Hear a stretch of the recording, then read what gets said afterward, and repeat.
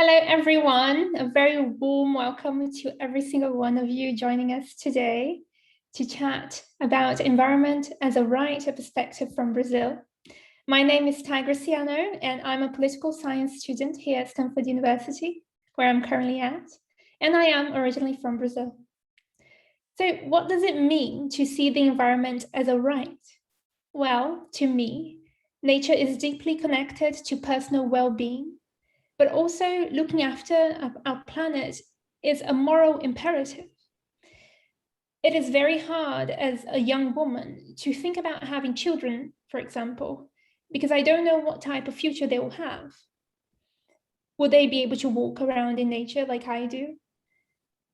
Would they not think about how their existence is under threat every day?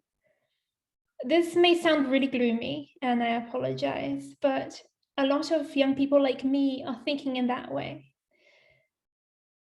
And that is why it's so important for us to do something, to talk to people who want to find solutions. And that is why I'm so grateful that you're all here with us today.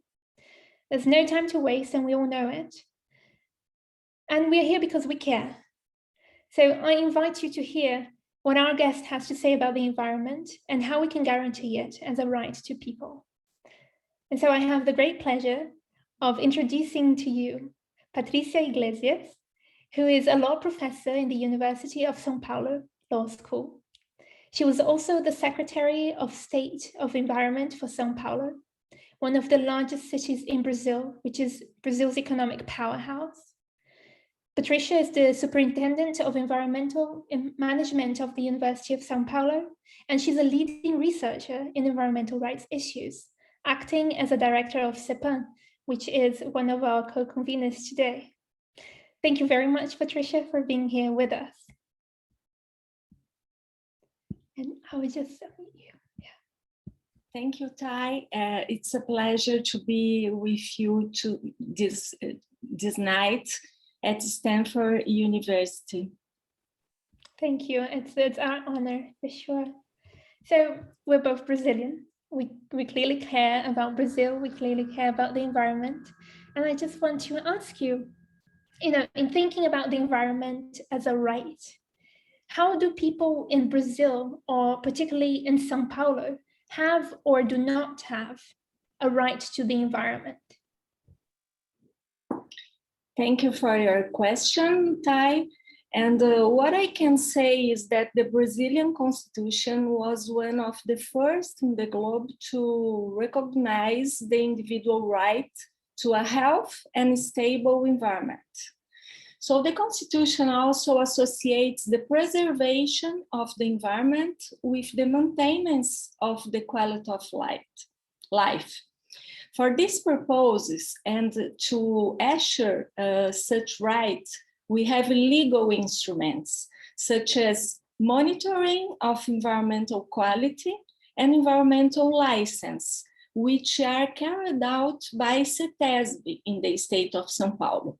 Nowadays, I'm the former state secretary for environment, but I'm the CEO of CETESB. And CETESB is one of the oldest and more prestigious environmental agencies in Latin America, and is always seeking to improve its work by strict oversight of activities that are close to the license process.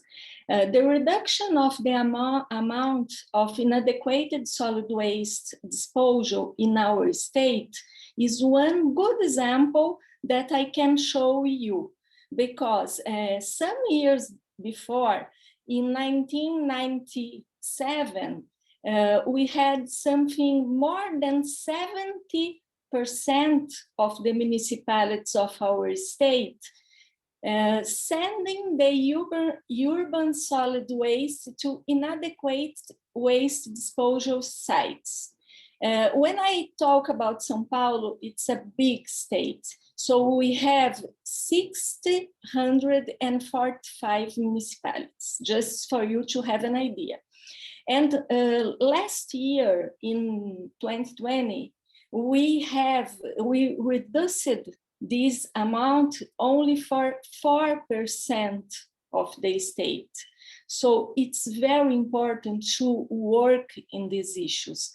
That way we can seek to guarantee the implementation of the individual right to the environment. So I think we can work with the law and also with concrete examples.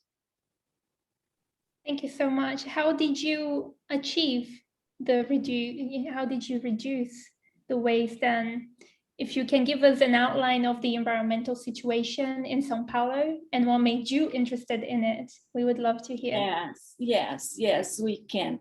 São Paulo is, as you told us, the most industrialized state in the country and also one of the most populated states in Brazil.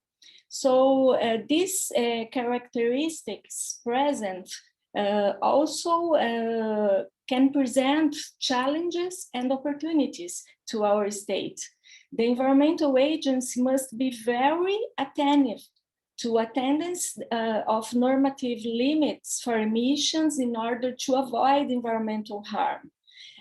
For this reason, usually the environmental legislation in Sao Paulo is more restricted than the national environmental legislation for several subjects, and especially related to pollution prevention. And I can give you another example. The state has enacted a law for contaminated land and for brownfields management several years ago, and which in this matter still does not have any equivalent in federal level. So the state is much more worried about the environmental protection than the federal level. Environmental oversight in Sao Paulo is a reference, we can say, not only for other Brazilian states, but also for other Latin American countries. And CETESB is also a regional center for the Stockholm Convention. So we provide courses and guidance to other Latin American countries regarding, for example, the attendance to chemical emergencies and other issues that are important for these different countries. Perfect, thank you. I'm very glad that Sao Paulo is more advanced than Brazil, because we all know Brazil is currently having problems with the current president and the threats he's posing to the Amazon especially. I want to ask you about specifically the Acordo Ambiental de São Paulo, so the São Paulo Environmental Agreement. How does that work? How can we make it a Brazilian mandate and not only São Paulo? Okay, really, we started this idea before the COP in Madrid in 2019. And the idea was to launch an voluntary agreement with, at that time, 55 signatories, and which included municipalities, business associations, companies, industries, and other organizations. This environmental agreement is conducted by CETESB, and the idea on behalf of the state of Sao Paulo, but the idea, the main objective of the agreement is to encourage the voluntary reduction of greenhouse gas emissions in the state of Sao Paulo. We have recently published a technical document as a reference for members to monitor and report the GHG emissions also. And what's important to say, it's completely voluntary agreement. And we started with 55 signatories, and now after 1 year, much more than 1 year, we have 200 signatories.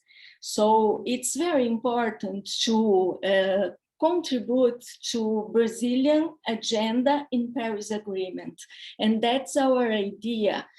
What's interesting to say is that when I was the State Secretary of Environment, I had the opportunity to go to UN meeting in New York and represent all the subnational governments in the launch of the SDGs.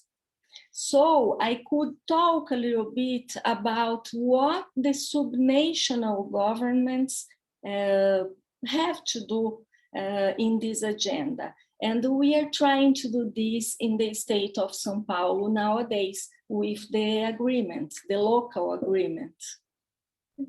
Why do you think people sign up if it's voluntary? What are the incentives? Yes, because in my opinion, sustainability is a symbol of, like you say, efficiency. So you have to look for efficiency in your business. So the idea is that we have to look for the ESG agenda also, and this kind of voluntary agreement is very important for the companies also. Nowadays, I'm working in the University of Sao Paulo to have a center of research support on circular economy and ESG, sorry, and ESG. So it's important to connect the university with the private sector and the public sector. And I have this opportunity now, as I'm in charge of the environmental agency, I'm also inside the university. And as I'm in the environmental agency, I'm connected with the companies also. So it's a good opportunity to put all together and to work in the SDG 17. The partnerships for the goals. That's amazing. So it seems like the solution is bringing everyone together, public sector, private sector, and just finding solutions that are clear. Yes, I really believe on this. Mm-hmm. That's really nice to have a sort of solution brought to us. And as a last question, because we have to wrap up soon, can you just talk to us about what you think maybe international bodies or anyone can do to help the federal government care about the environment? Yes, that's a point for us now in Brazil. That's a big issue. We know that the confidence in Brazilian conditions to address the commitments made in Paris Agreement is at a critical moment now. We saw in this meeting with President Joe Biden yesterday and today, and it's very difficult.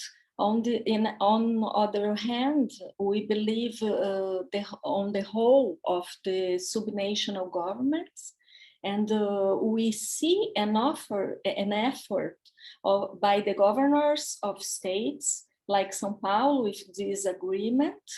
And we think we have to look for support for different countries, for different companies, for companies from other countries to help Brazil at this time.